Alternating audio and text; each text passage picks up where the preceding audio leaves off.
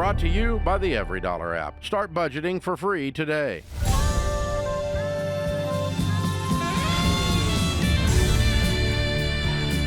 This is The Ramsey Show. Thrilled to have you with us. We're here to help you win in your life. We're taking your calls, walking you through practical steps so that you have some hope and some action items. I'm Ken Coleman. Dr. John Delony joins me. Phone number is 888-825-5225, 888-825-5225. Of course, we'll take your money calls. We got the mental health relationship guy here, and I love to weigh in on some of that stuff. It's just so fascinating. So where are you struggling in that area, and how's that affecting some of the money things that are going on in your life? And then I'm the income guy, winning at work. Let's get better so our paycheck gets bigger. That's my whole theme. And so that gets you through the baby steps faster. So you've got the options today. We're happy to talk with you about your life, whatever the situation is. Are you ready to go, good sir? Let's sing and dance, Ken. Sing it. Okay, great. I'm down for it. I'll do the singing. I'll I dance. can't dance. I'm an incredible dancer. You got good rhythm? No, I'm terrible. Yeah, I've never seen you dance. It's very intentional. Yeah, I'm terrible. I mean, I'm really bad. I don't know what the deal is. I'm embarrassing. Yeah. I can catch a ball, throw a ball. I feel bad. I feel bad music. for my wife. Yeah.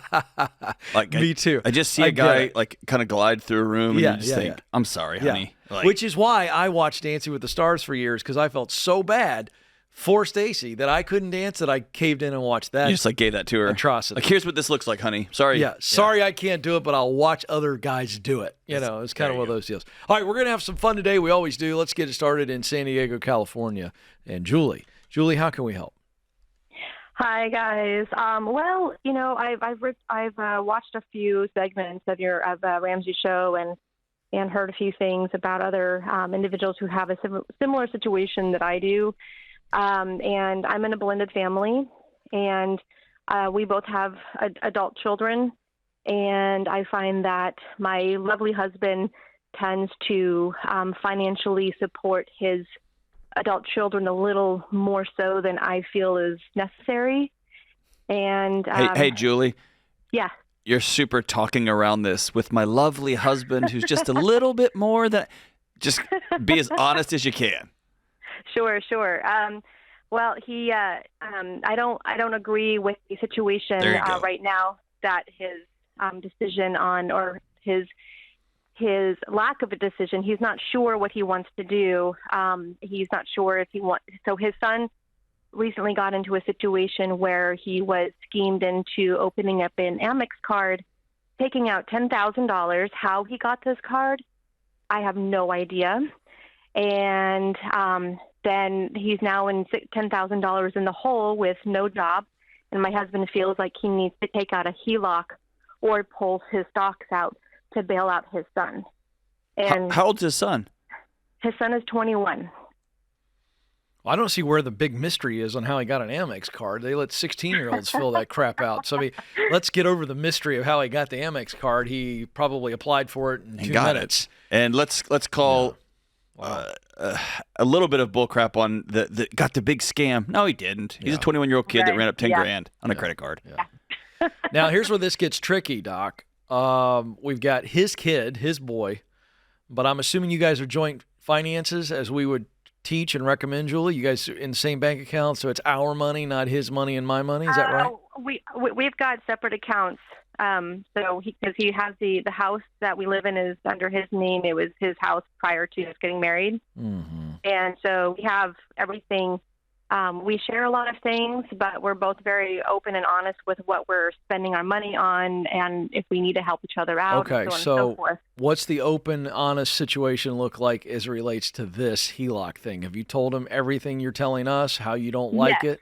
And yes, and I have told him, and I said if he decides to do that, then we need to sign a post-nup that belongs to him should anything happen between us. Julie, what are you doing? Wow, a post-nup. Yeah, you can't triple stamp a double stamp. Here's the deal: you have to go all. You haven't fully been honest with him.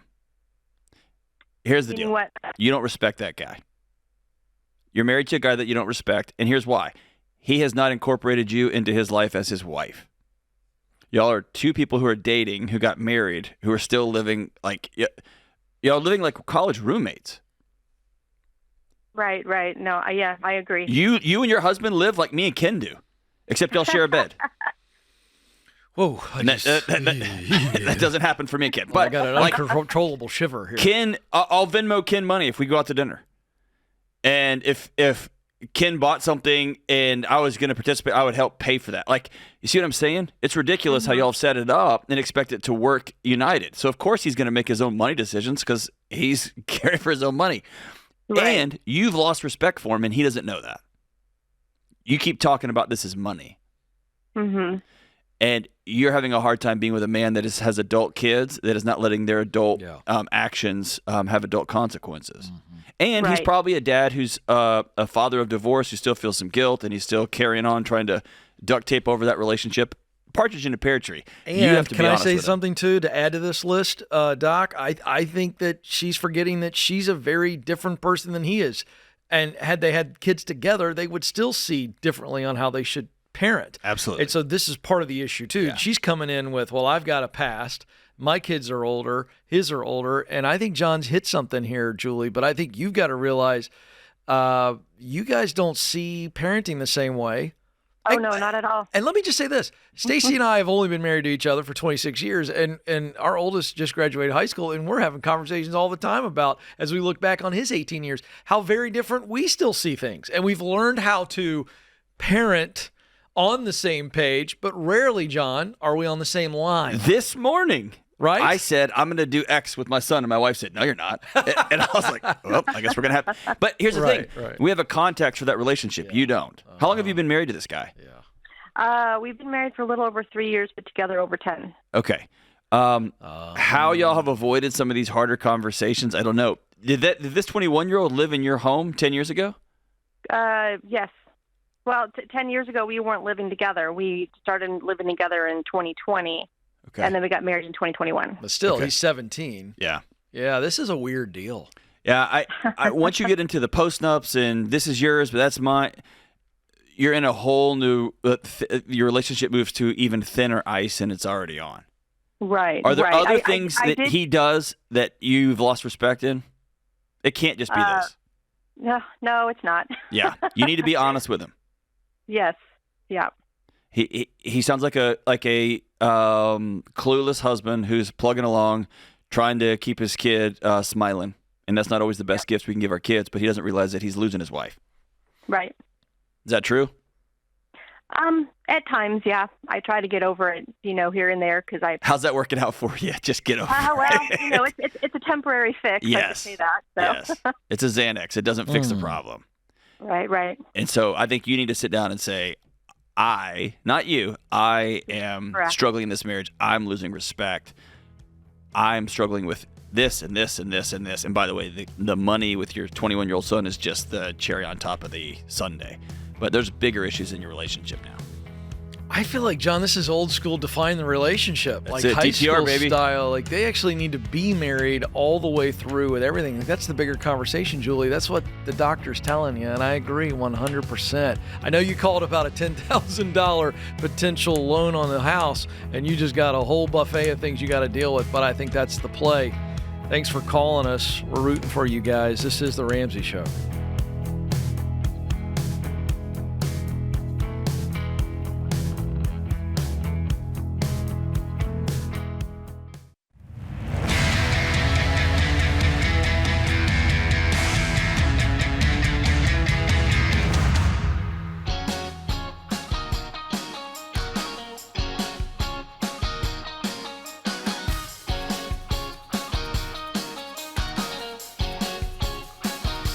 The Ramsey Show rolls on. I'm Ken Coleman. Dr. John Delony joins me. We're here to help you win in your money, in your relationships, and in your work. If you are losing in any one of those areas, even if you're just holding steady, just not really growing, it's going to begin to affect all of those other areas. That's why we focus on those in the Ramsey Show and in our Ramsey Solutions company and all we do. So we want to help you win today. 888-825-5225. Arlington, Virginia. Joe is there. Joe, how can we help?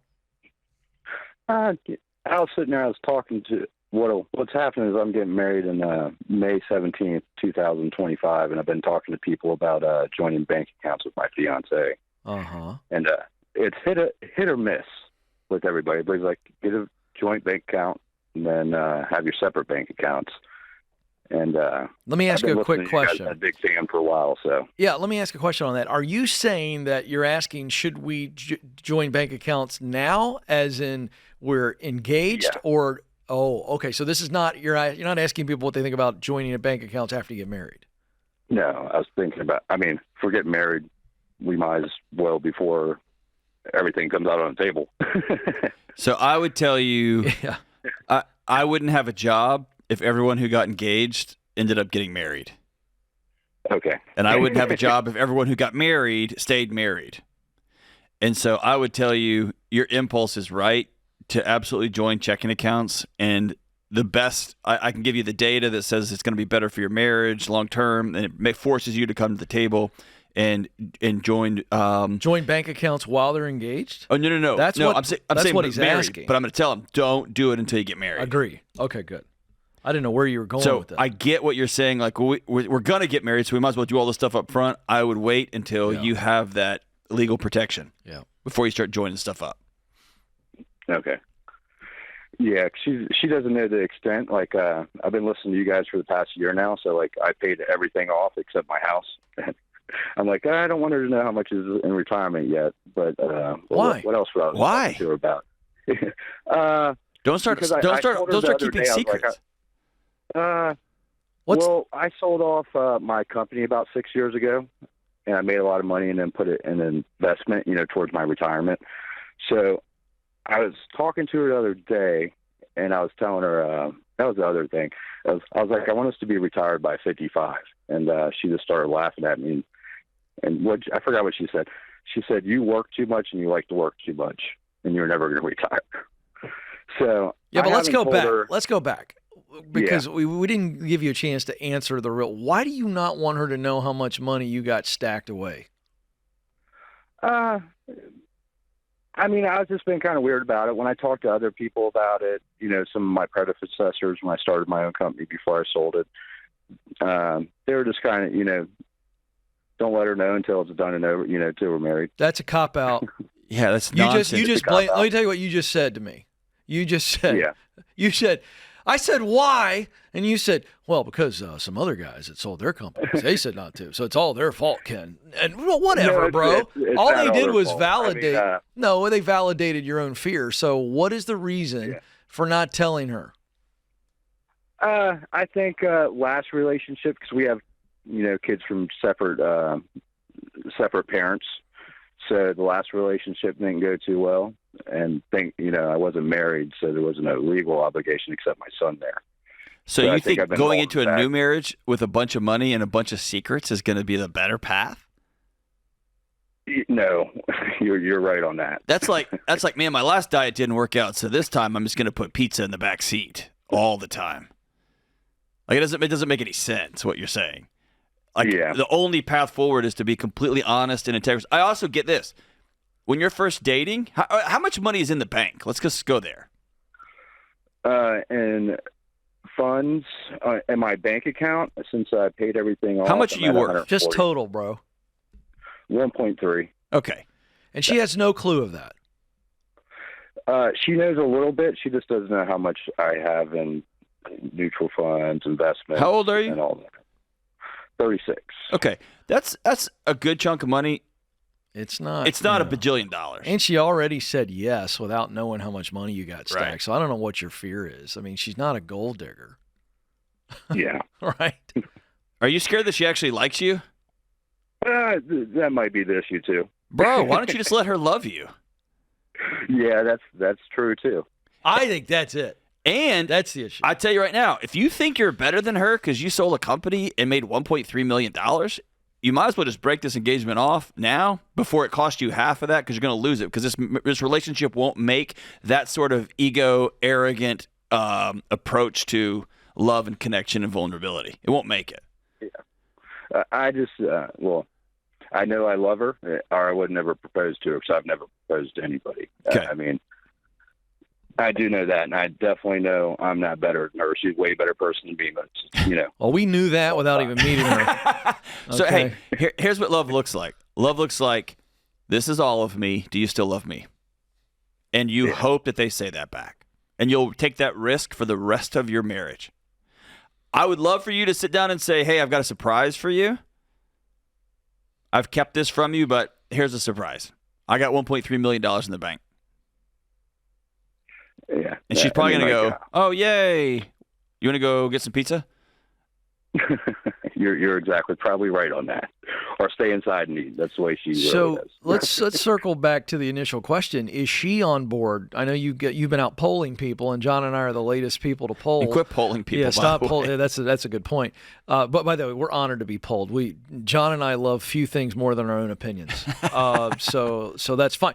But where's she at on joining finances? Is she there, and you guys were just getting other people's takes, or are you guys on different sides of the page? So we both are there. Okay, good. And she thinks it's a great idea. The only thing she brought up to me, and we were going to talk about paying it off this week, is she had some medical debt, like $7,000. So she was scared that someone would put a freeze on the bank account. She was straight up honest with me about that.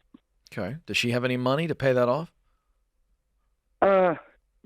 We had been working together. I definitely make the more money part, so I've been trying to, let her do her own thing. But I was more unwilling to pay it off, and she doesn't feel right with me paying it off. Neither do I. Yeah. If she's behind and it's about to go to collections and it's going to collapse some things, and you've got $50,000 in a checking account right now, I can see you helping out your fiance. But if she's paying bills, every time I asked her about it, she was, no, I want to pay it off myself. okay, Then honor that. Yeah. And here's the deal: if for some reason, Joe, she doesn't get it paid off, but she's trying, and you guys get married, then it's a we thing, and then you can do what John's saying. You pay it off that day. You stroke the check. Yeah. All right? Yeah. So get out of your head. I think the theme of this call is get out of your head and just kind of live inside your heart here on this deal. And you've somehow convinced a woman who's a great woman with poor judgment to say yes to you. And you're probably right. I know I'm right. Well, That's hey, my Joe, situation. Let me tell you this. There's some research on this. It's called choice psychology. Yes. Essentially, our brains cannot process. Go to the supermarket next time and go by the salad dressing aisle. Your brain cannot process 119 versions of ranch. So whichever one you buy, you will have buyer's remorse. I should have got the other one. I should have got the other one. And we can't absorb that many choices. Why am I telling you that? You are a guy who is smart. You're driven. You do well in business. You've done well in love with this woman, and you don't trust you. So you ask everyone's opinion on everything from a cup of coffee to a business deal to a marriage, right? Mm-hmm. Yeah, I do. And you ask so many opinions that no matter what you do, your brain is like, oh, you should have done the other one. You should have done the other one. Are you right? Is this good? I don't think it's good. And you don't sleep. That's a good call. I want you to have one or two mentors that you trust deeply. And I want you to begin to trust yourself, man. You've done well up to this point. He needs one of those old cloth bracelets that were hot several years ago, WWJD. We just changed it to Joe. Yeah, what would Joe do? What would Joe do? Right. Joe, you got a brain. I love what the doc's laying down, man. You feeling good? You ready to rock? Yeah. Good. I can tell. Don't join bank accounts until you're married, and that day, join it all up, take care of your debts, and you'll move on into the future. And tell her how much money you have, Joe. She'll be fine. All right, don't move. Couple quick messages, and we'll be right back with more of your calls. This is The Ramsey Show.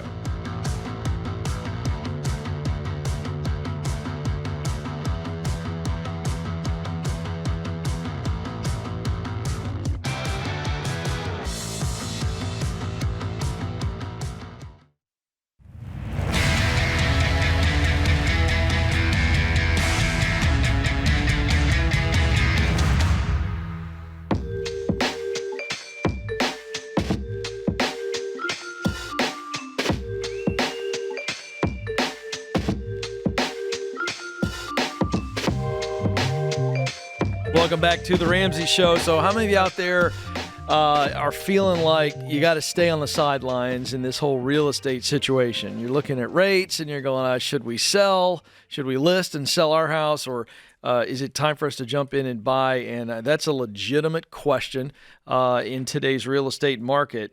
And the answer is you need a Ramsey trusted agent to help you make that decision, whether you're selling or buying.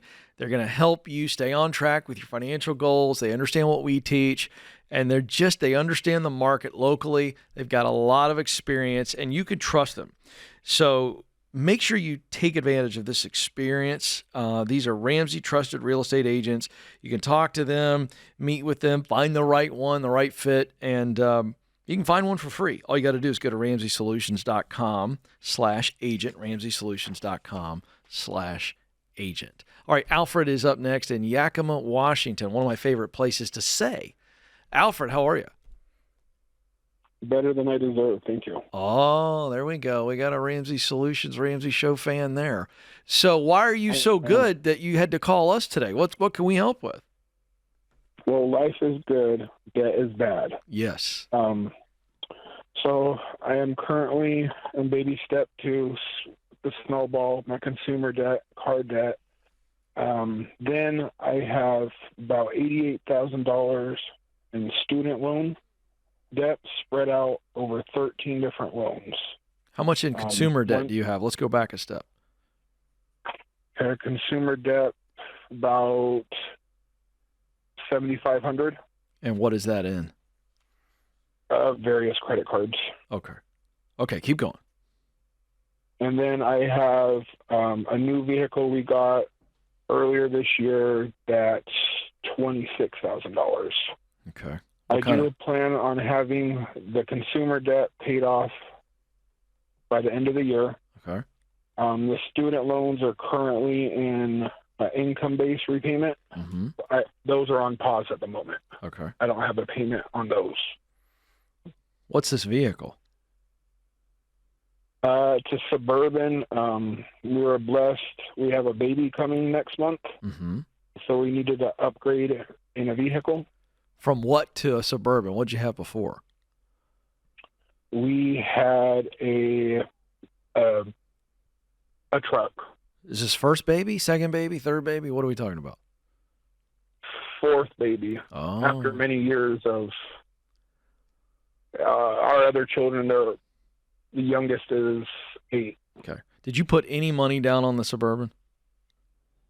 We did. So what kind of equity is in the car? If you paid $26,000, what's it worth and what do you owe? Well, you owe $26,000, right? I'm sorry. You owe $26,000 on the vehicle. So what's it worth? Yeah, it's probably worth $28,000. Okay, so you're not much equity. Okay. All right, how can we help? What's the question? So I've got the car and the snowball and the consumer debt kind of at grasp, but these 13 different student loans is just makes me want to jump out of my skin when I sit down and look at those numbers. Well, the number's the number. Whether you got 13, 23, 300 loans, the number's the number, and the number you need to focus on is the $88,000. So even though it's spread out over the 13, and you've got this income repayment plan. I actually like it spread out over 13 because it gives you too. a bunch of small digestible. wins. But Yeah. either way, my point is either way, you've got to knock them all out. So I don't know what's paralyzing you there. I guess just the fear of seeing the 13 different ones. So I guess maybe I should look at it as like consumer debt. Go the smallest to largest on those. That's it. Yeah, it's a snowball. Exactly. Okay. And I mean, that's All the right. reason the snowball exists that way, because most people look at, like, they'll do interest rates. And this is why most people fail paying off their debts. They look at interest rates. The student loans might have the lowest, and they'll have an $88,000 hill to climb. Yeah. They'll put $3,000, $3,000, and then they'll have given $6,000 of their life away, and that's still have an 8 in front, right? It'll still be $80,000, and you're like, this stinks. I'm done with this. Versus you have 13 loans with $3,000, pay off the first one. Yeah. Okay. What's your lowest? Let's just walk through this. Give me the lowest number on the 13 loans. Let's round it up to 2,400. All right, so that's your first one. So you think, oh, well, I'm going after the $7,500 in credit cards. Well, I'm sorry, and those credit cards are spread out too. How many credit cards do you have? 6. Okay. Yeah, this is a snowball. This is very simple. It's a spreadsheet. It's a spreadsheet or a whiteboard or a piece of paper, and we go smallest loan to largest loan. Can I tell you what I want you to do? I want you to do what me and my wife did.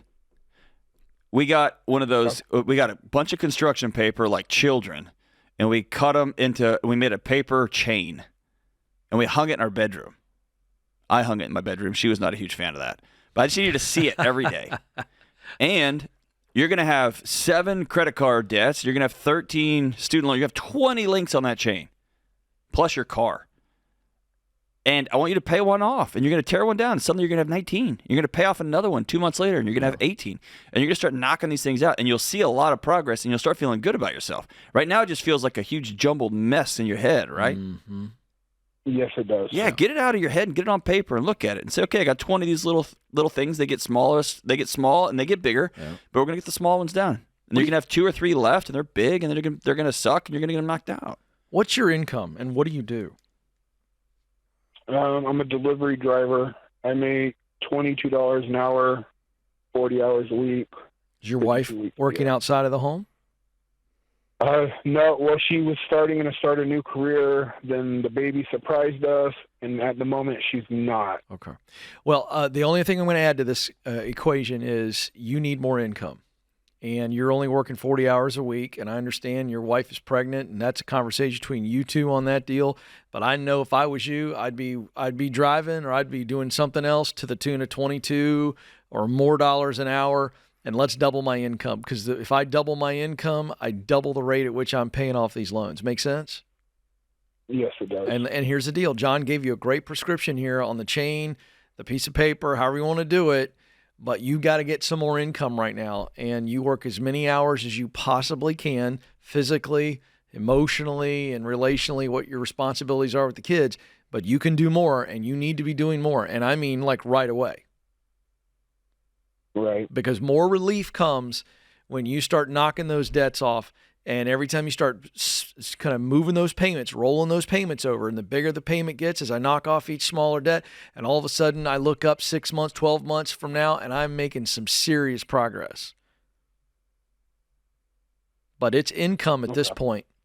And the intensity you need is the stress you're feeling. You got it? You turn that stress into, I can actually control my output, and I can control what I go and earn. And so I'm going to focus on that and not be stressed by the payments.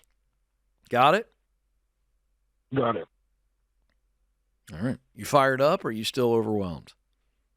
The motivation's there. Okay. Kind of taken back by the call, but the motivation's there. I want to, another baby. We got to start thinking about our retirement. We're almost 40. So there you go. I want you to keep these 2 words in your mind: little wins. Little wins. Little wins. Yeah. Nobody increases their bench press by just going really hard over a weekend. You lift weights every week, week after week, after week after week, and you look up in 6 months and a year and 2 years, and you're much stronger. It's just little wins. You just got to keep showing up. Yeah, that's right. That's why, by the way, Dave came up with that concept that really took off, baby steps. Because what he figured out in such a genius way of listening to his audience many decades ago is this idea that I get that little win through a baby step because I realize I can do that. And it feels good. Feels good. I can pay off $1,200. I don't know if I can pay off $200,000. Yeah. You can't just pay off $200,000. No. I pay off $200. Yeah. I'll pay off $700. I'll pay off $900. And then it just. That's right. Yeah. That's the magic. Good stuff. Alfred, hang in there, buddy. You're okay. We've talked to people with a whole lot less gumption and a whole lot worse situation than you, my friend. And you're highly motivated. You're a good dad. You're good hubs. And you're going to win on this deal. So stay with it. All right. You all stay with us. We got a quick break, and we'll be right back. This is The Ramsey Show.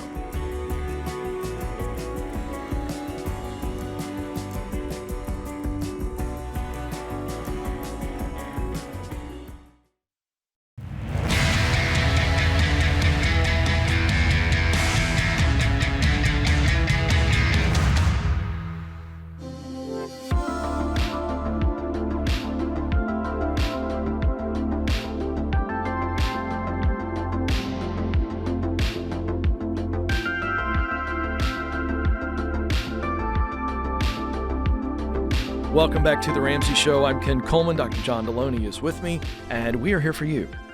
888-825-5225, 888-825-5225. The best way to make the most of your money is always going to be by creating and sticking to a monthly budget. It's just, as our friend John Maxwell has said, telling your money what to do.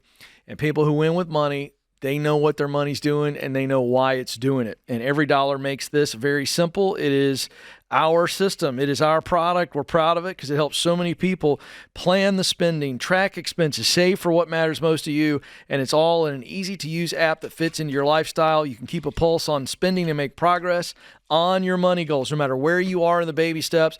Download Every Dollar for free right now in the App Store or Google Play today. That's Every Dollar. Go get it right now. All right, let's go to Miami, Florida. Tara is there. Tara, how can we help? Hi, how are you? Thank you for taking my call. You bet. Awesome. I'm 44. I'm a single mom. I have a great career, great job. I'm just kind of drowning in debt. Tell me about the great career and job real quick. What are you making? I'm making about 95. I'm a paralegal. I work for a nationwide firm that does sexual abuse. So my job has purpose, and I do love it. Okay, great. Keep going. I just, since 2021, the market down here in South Florida has kind of gotten a little saturated, and my rent has doubled in price. Yeah.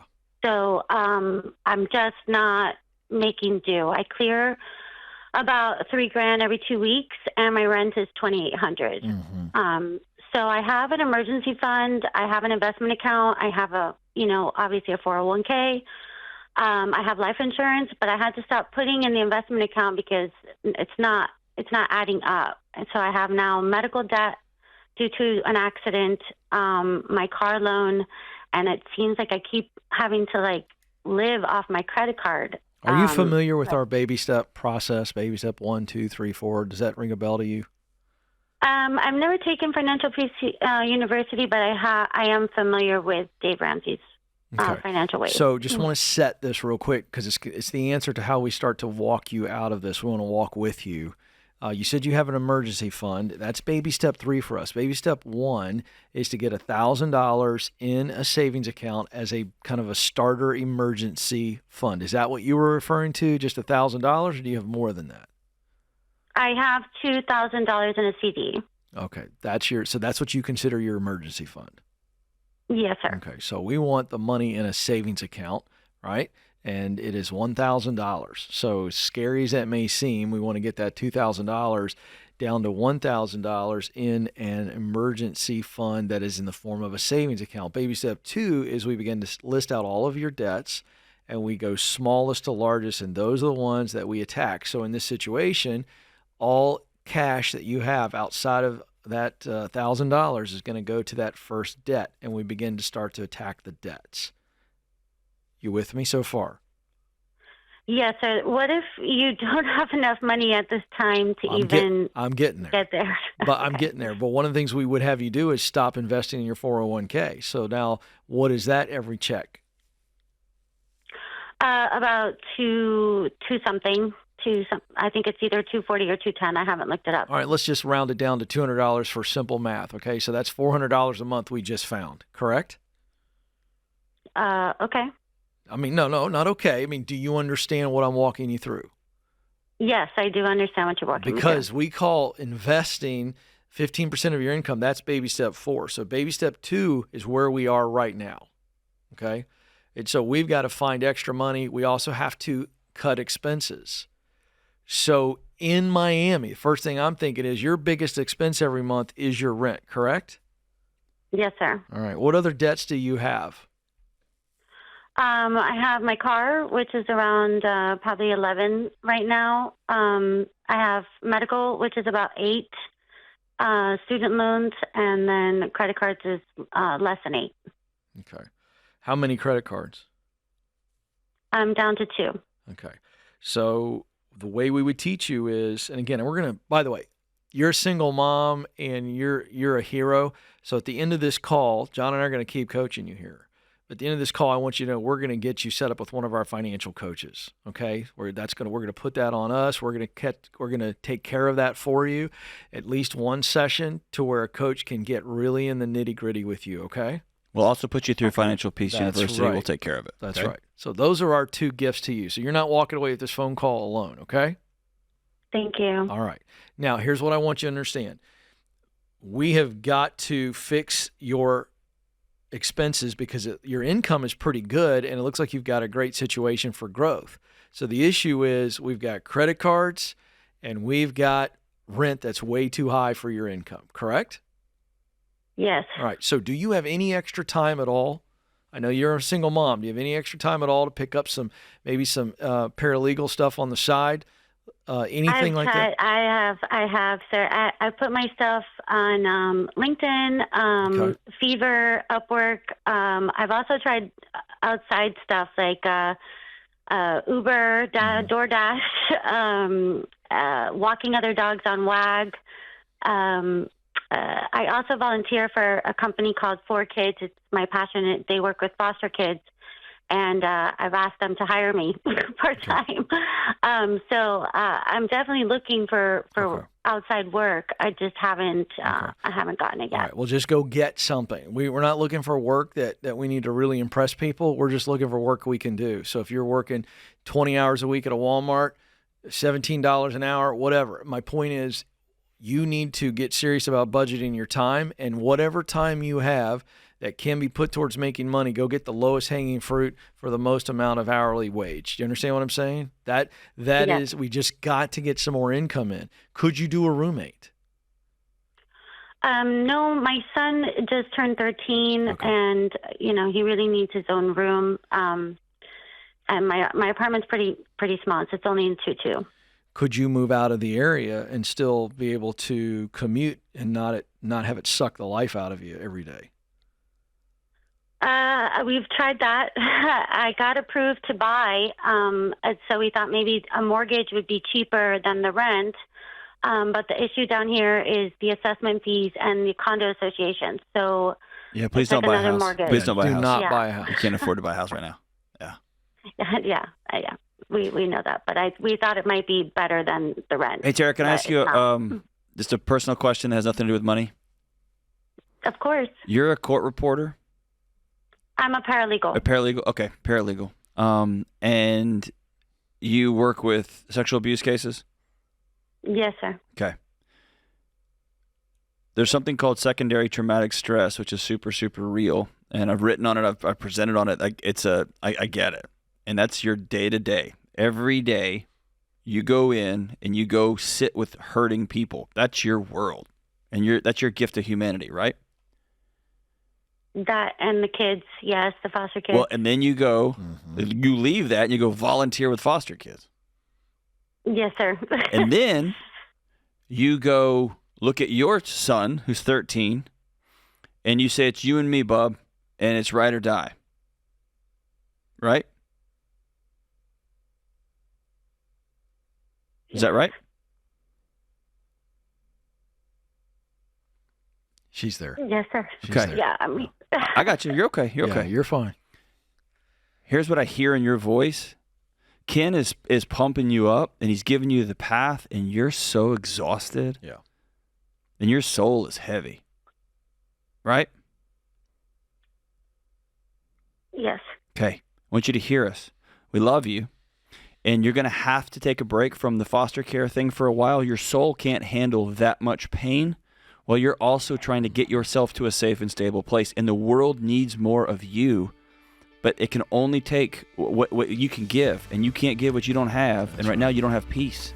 Okay? So I want you to take a break from that incredible work you're doing and keep doing your day-to-day job. The world needs you. But I want you to get some peace in your life so that you can go get those jobs, so that you can get this debt paid off, and then you can be free, and then you're going to be reckless with how you can help people moving forward. Hang on the line. We're going to get you squared away with these free gifts, okay? We love you. We believe in you, Tara.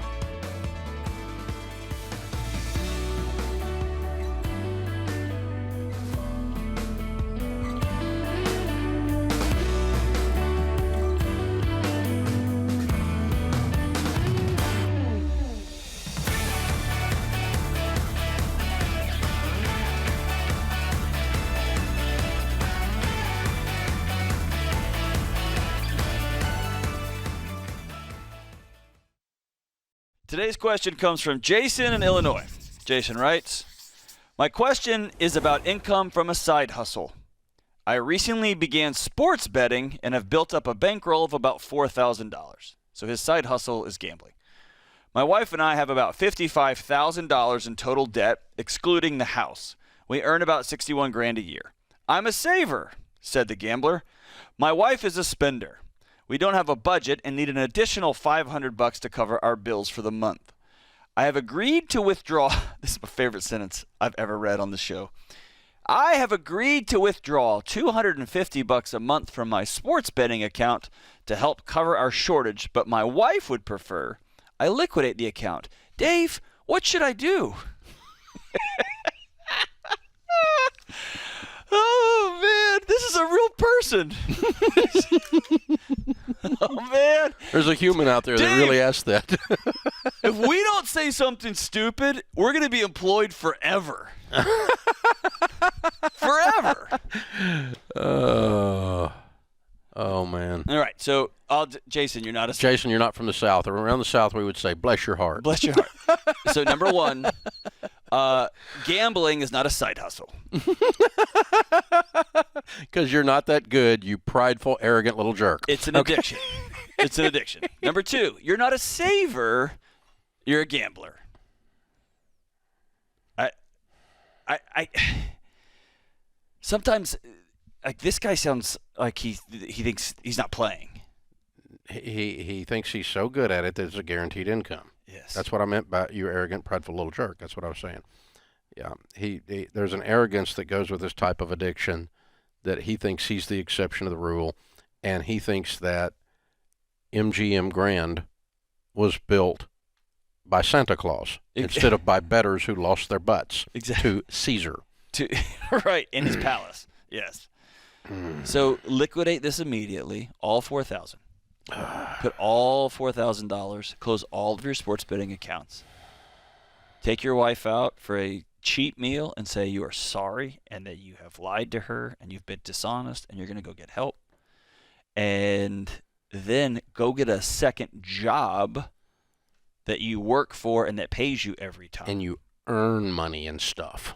And never say you have a $250 a month side betting account. Never. No. He has $4,000 that's his money that he earned and in his he side was hustle. going to bless his little wife by allowing her to use $250 of his $4,000 because he's that kind of guy. From his business account. He's a sweet guy that way. No more separate accounts. Now, did you hear all the sarcasm, folks? I just want to make sure you heard sarcasm in there because that's it's important that you heard that. You arrogant little self-centered, unbelievable. You need help, son. Just don't say it because you're going to get us canceled. No, I'm not going to get canceled. I own the show. How can I cancel me? That'd be nice of you. No, I'm just kidding. Listen, man, you're not. I don't know how to say this. You're not well. A buddy of mine who's a pastor here in town walked me through the increase in sports betting. Oh yeah. In Tennessee. Yeah. No. And Period. It's astounding. Period. No, the number one fastest growing addiction in America, online porn. Number two, online gambling, and most of it is sports. But I didn't see the money. We have a cool dude named Caesar doing commercials. Give me a break here. Unbelievable the amount of money being spent in sports betting. Funny. I have talked to 25 people in the past handful of months that have lost their families, their businesses, their jobs. Their wife is done, and it's all because he thought he was cute betting football. And it starts there. It's just, I'm sorry, you're not cute, dude. Yeah. And you're not cute looking at porn either. It's not funny. It's not funny. You're a wuss, and you need help. And you are messed up. This is, and you just read your own email, how messed up you are. You have $4,000, and your wife, who is the only person on the planet who actually thinks you're cool, wants some money. And you are going to give her $250 of your $4,000. I want to choke you. Your job is to serve your family, not your sports betting addiction. Okay. So there's no data that says that people who sports bet end up wealthy. As a matter of fact, there's a ton of data that indicates that the person that you're betting with ends up wealthy and you end up with nothing. There is no data that says that when you act like that you own everything and you are throwing coins, what's the thing from Mary Poppins? Tuppence to the poor. You're throwing tuppence to the poor, like your poor little wife. We're going to give her a tuppence. or whatever that was. I can't even remember that. She's not a poor little wife, though, Dave. She's the spender. Yeah, she's the spender. He's the saver. See, dude, you are so – there's so many Here's the thing about this email, Jason. And some people, quite a few, in fact, can have a 1 or 2 drinks. They can go to dinner, have a drink, have a glass of wine, have a cocktail. Some, though, can't ever again. Some people can get together with their buddies and put $25 in on something, or go to Vegas once a year or whatever. You, my friend, probably are not that person. And so I'm suggesting you might have to close this account and never open it again. Not maybe, you do. Ever. Because the language you're using indicates you got all kinds of issues that haven't anything to do with sports betting. That's right. And the sports betting is going to get exasperated. I see it all in the language. Yes. And you have to call somebody and say, I'm not okay. You're not okay. You're a sick puppy. Gosh, I hope we weren't unclear. So it sounds like we're making fun of you because we are, okay? And I'm not so much. We are. No, you are. You're like, this is the worst email I've ever had. And if there are dumb people like this are on the planet, we're always going to be employed. That's true. That's you true. are making fun of him. But I mean, here's the thing, dude. It's so messed up that it's impossible to not make fun of it and give you a loving, kind, gentle answer with a straight face without being sarcastic. Because everything in this is so freaking absurd. That's it. It's the absurdity. So put the addiction aside. This is the way you treat your wife is absurd. The way you think that this is a side hustle is absurd. The way you think this is saving, you're a saver. You're a saver. Is absurd. Everything in here is absurd, and so the absurdity has to be addressed. And we're doing that with sarcasm and humor. Go get a job. We just don't know what else to do. Go get help. Go get a job.